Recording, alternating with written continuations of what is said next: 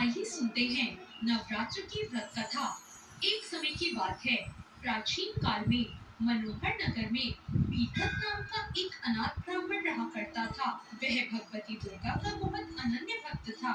उसके यहाँ संपूर्ण सद्गुणों से युक्त सुमति नाम की एक अत्यंत सुंदर कन्या उत्पन्न हुई। वो कन्या सुमति अपने पिता के घर बाल्यकाल में अपनी सहेलियों के साथ क्रीड़ा करती हुई इस प्रकार बढ़ने लगी जैसे शुक्ल पक्ष में चंद्रमा की कला बढ़ती है। उसके पिता जब प्रतिदिन माँ दुर्गा की पूजा करके होम किया करते, उस समय वो नियम से वहाँ उपस्थित रहती। एक दिन सुमति अपनी सहेलियों के साथ खेल में लग गई और भगवती के पूजन में उपस्थित नहीं हुई। उसके पिता को पुत्री की ऐसी असावधानी देखकर बहुत क्रोध आया और उन्होंने अपनी पुत्री से कहा, अरे दुष्ट पुत्री, आज तूने भगवती का पूजन नहीं किया। इस कारण मैं किसी कुष्ठ रोगी या दरिद्र मनुष्य के साथ तेरा विवाह कर दूंगा। पिता का ऐसा कटु वचन सुनकर सुमति को बड़ा दुख हुआ और पिता से उसने कहा, हे पिता, मैं आपकी कन्या हूँ तथा सब तरह आपके अधीन हूँ। जैसी आपकी इच्छा हो वैसा ही करो। राजा से, कुष्ठी से, दरिद्र से अथवा किसी से भी मेरा विवाह कर दो, पर होगा वही जो मेरे भाग्य में लिखा होगा। मेरा तो अटल विश्वास है, जो जैसा कर्म करता है उसके कर्मों के अनुसार ही उसे फल प्राप्त होता है। क्योंकि कर्म करना मनुष्य के अधीन है, पर फल देना ईश्वर के अधीन है। जिस प्रकार अग्नि में पड़ने पर तृणादि उसको अधिक प्रदीप कर देते हैं, इस प्रकार कन्या के निर्भयता से कहे हुए वचन सुनकर उस ब्राह्मण ने क्रोधित हो अपनी कन्या का विवाह एक कुष्ठी के साथ कर दिया और अत्यंत क्रोधित होकर पुत्री से कहने लगा, हे पुत्री, अपने कर्म का फल भोगो। देखिए, भाग्य के भरोसे होकर क्या करती हो। पिता के ऐसे कटु वचनों को सुनकर सुमति मन में विचार करने लगी, अहो, मेरा बड़ा दुर्भाग्य है कि मुझे ऐसा कुष्ठ रोगी पति मिला। इस तरह अपने दुख का विचार करती हुई वो कन्या अपने पति के साथ वन में चली गई और डरावने कुशायुक्त उस निर्जन वन में उन्होंने वह रात बड़े कष्ट से व्यतीत करी। उस गरीब बालिका की ऐसी दशा देखकर देवी भगवती उसके पूर्व पुण्य के प्रभाव से वहां प्रकट हो गई और सुमति से कहा, हे दीन ब्राह्मणी, मैं तुझसे प्रसन्न हूँ। तुम जो चाहो वैसा वर मांग सकती हो। भगवती दुर्गा का ये वचन सुनकर उसने कहा, आप कौन हैं? मुझसे कहें। माँ दुर्गा ने कहा, मैं आदि शक्ति भगवती हूँ और मैं ही ब्रह्म विद्या में सरस्वती हूँ। प्रसन्न होने पर मैं प्राणियों का दुख दूर करके उनको सुख प्रदान करती हूँ। हे ब्राह्मणी, मैं तुझ पर तेरे पूर्व जन्म के पुण्य के प्रभाव से बहुत प्रसन्न हूँ। तुम्हारे पूर्व जन्म का वृतांत सुनाती हूँ। सुनो, तुम पूर्व जन्म में निषाद यानी भील की स्त्री थी और अति पतिव्रता थी। एक दिन तेरे पति निषाद ने चोरी की। चोरी करने के कारण तुम दोनों को सिपाहियों ने पकड़ लिया और ले जाकर जेल खाने में कैद कर दिया। उन लोगों ने तुझको और तेरे पति को भोजन भी नहीं दिया। इस प्रकार नवरात्र के दिनों में तुमने ना कुछ खाया और ना ही जल पिया।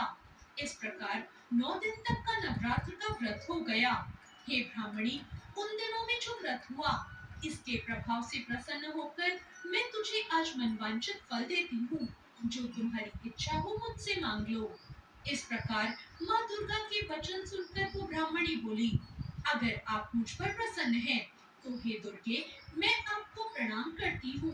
कृपा करके मेरे पति का कोढ़ दूर करो। देवी ने कहा, उन दिनों जो तुमने व्रत किया था, उस व्रत का एक दिन का पुण्य पति का कोढ़ दूर करने के लिए अर्पण कर दो। उस पुण्य के प्रभाव से तेरा पति कोढ़ मुक्त हो जाएगा।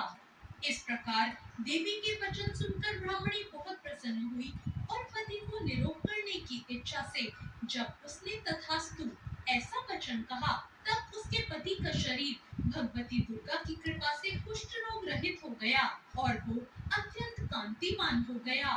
वह ब्राह्मणी पति के मनोहर देह को देखकर देवी की स्तुति करने लगी, हे दुर्गे, आप दुर्गति को दूर करने वाली हैं, तीनों लोगों का संताप हरने वाली हैं, समस्त दुखों को दूर करने वाली हैं, रोगी को निरोग करने वाली हैं।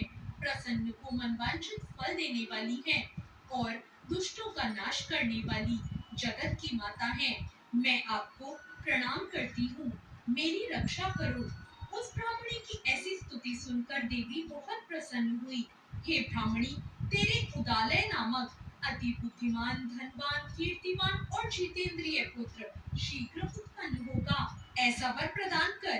देवी ने ब्राह्मणी से फिर कहा, ब्राह्मणी, और जो कुछ तेरी इच्छा हो वो मांग ले। भगवती दुर्गा का ऐसा वचन सुनकर सुमति ने कहा, हे भगवती दुर्गे, अगर आप मुझ पर प्रसन्न हैं तो कृपा करके नवरात्र करने की विधि और उसके फल का विस्तार से वर्णन करें। माँ दुर्गा ने कहा, मैं तुम्हें संपूर्ण पापों को दूर करने वाले नवरात्र व्रत की विधि बताती हूँ, जिसको सुनने से मोक्ष की प्राप्ति होती है। अश्विन मास के शुक्ल पक्ष की प्रतिपदा से लेकर 9 दिनों तक विधि पूर्वक व्रत करें। यदि दिन भर व्रत ना कर सके तो एक समय भोजन करें। विद्वान ब्राह्मणों से पूछकर घट स्थापना करें और वाटिका बनाकर उसको प्रतिदिन जल से सींचें। महाकाली, महालक्ष्मी और महासरस्वती देवी की मूर्तियां स्थापित कर उनकी नित्य विधि सहित पूजा करें और पुष्पों से विधि पूर्वक अर्घ दें। बिचौरा के फल से अर्घ देने से रूप की प्राप्ति होती है। जायफल से अर्घ देने से कीर्ति, दाख से अर्घ देने से कार्य की सिद्धि होती है। आंवले से अर्घ देने से सुख की प्राप्ति और केले से अर्घ देने से आभूषणों की प्राप्ति होती है।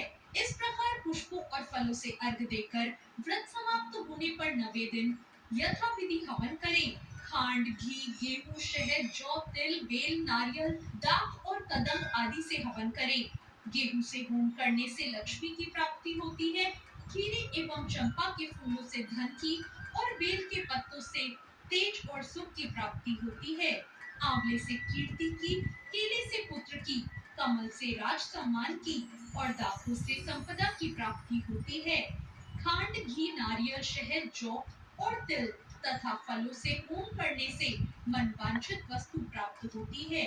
व्रत करने वाला मनुष्य इस विधि विधान से होम करके आचार्य को अत्यंत नम्रता के साथ प्रणाम करे और यज्ञ की सिद्धि के लिए उसे दक्षिणा दे। इस प्रकार बताई हुई विधि के अनुसार जो व्यक्ति व्रत करता है उसके सब मनोरथ सिद्ध होते हैं, इसमें कोई संदेह नहीं है। इन 9 दिनों जो कुछ दान आदि किया जाता है उसका करोड़ों गुना फल मिलता है। इस तरह नवरात्र व्रत करने से अश्वमेध यज्ञ का फल मिलता है। हे ब्राह्मणी, इस संपूर्ण कामनाओं को पूर्ण करने वाले उत्तम व्रत को तीर्थ, मंदिर अथवा घर में विधि अनुसार करें। इसके बाद माँ दुर्गा ने उसे नवरात्र व्रत की विधि और उसके फल को विस्तार पूर्वक सुनाया और उसे आशीर्वाद देकर वहां से चली गई। जो मनुष्य या स्त्री इस व्रत को भक्ति पूर्वक करता है वो इस लोक में सुख पाकर अंत में मोक्ष को प्राप्त होता है।